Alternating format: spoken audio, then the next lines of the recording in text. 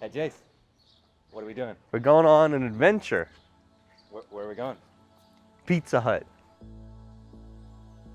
Hey, my name's Jace. I'm the community manager at Coffee Stain Studios, and today we're bringing you the update number 2, Trains and Nuclear Power, to you all so you can enjoy it. We're going to be doing something a little different with the patch notes and the feature highlights.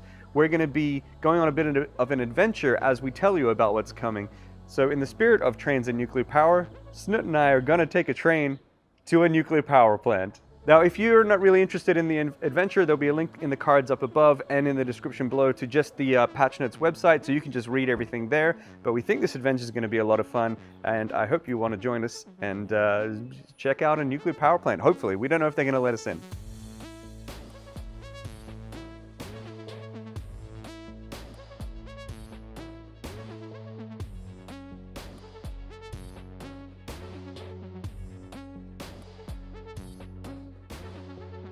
So the first major feature that's being added in this update is going to be the trains, of course, aka the electric locomotive. So of course it runs on electricity, which means you don't have to add fuel to it. It's really fast, it's really fun to drive around. It has a high capacity. You can keep adding freight cars to it as much as you want. So it's super useful in that sense. There is one downside, however, is that it is expensive. You have to create all of the train track pieces yourself, and they're expensive, but in the long run, it's usually worth it. Trains need to stop somewhere, of course, so we've also added train station. The cool thing about train stations is they can be powered with electricity. They then send electricity down the train tracks, which power the trains, but they also power other train stations. And then if you have, another train station at an outpost, you can then use the power from the train station to power the outpost. So you don't need like another coal generator or anything like that. So it's really cool. You could think of the train tracks kind of like power cables. The other thing is you can also name the train stations, of course, to make things easier when you program the automation for your trains. So for your train to transport cargo, you need freight cars, and so you can add as many as you want to a train. And then to load and unload those freight cars, you need freight docking stations that are attached to your train stations. And so if you have 10 freight cars, you can have 10 docking stations, and they will all load and unload when your train stops at a train station. But perhaps you don't want to load and unload all of your freight cars at every train station, and so what we have are these empty platforms that you can put between docking stations. So for example, if you have 10 freight cars, at one station you may have 5 docking stations which load and unload the first 5 freight cars, but at the next station you put 5 empty platforms and then 5 docking stations, so that at that station it load and unloads the last 5 freight cars. So you have a lot of control on how you want to do this, and you can get pretty creative with it. So we've also added switches to the game, and what they do is they split the train tracks so that different trains can take different routes. And so after you program your trains, they automatically figure out the switches so that they can reach their destination.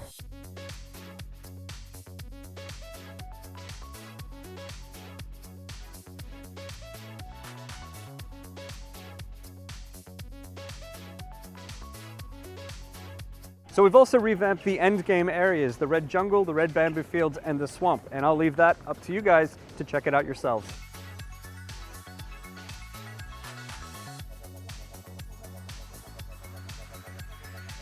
So we have some new upgraded buildings available. The Miner Mark III is now available, and it is twice as efficient as the Mark II. And the Conveyor Belt Mark V and the Conveyor Lift Mark V are also available, and they transport up to 780 parts per minute.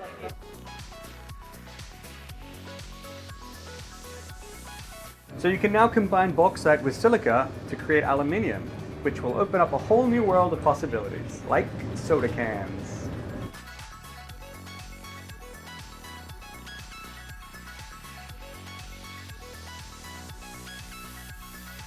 And so now here we are at the last part of the journey. We're driving from Gothenburg, 50 minutes to the power plant, and Snutt's little baby over here.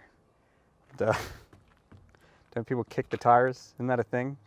If you kick a tire, then it's like a good car. I don't know how this shit works.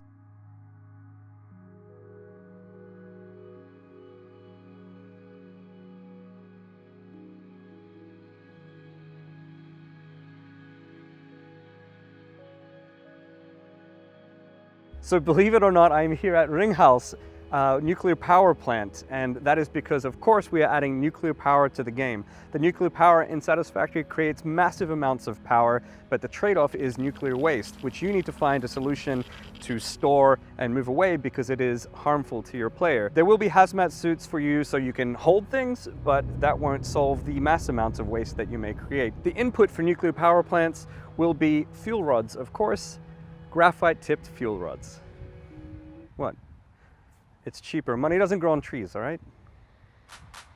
And so that's the end of our adventure today. I hope you really enjoyed it. We did not think that we would be able to film or get near the nuclear power plant, but one of the employees there was gracious enough to show us a safe location that we could film because it is a protected place that you are not allowed to film. So that's really, really awesome. So if you enjoyed our update video here and our little adventure, consider sharing and all that sort of stuff, and I'll catch you next time. Okay, bye.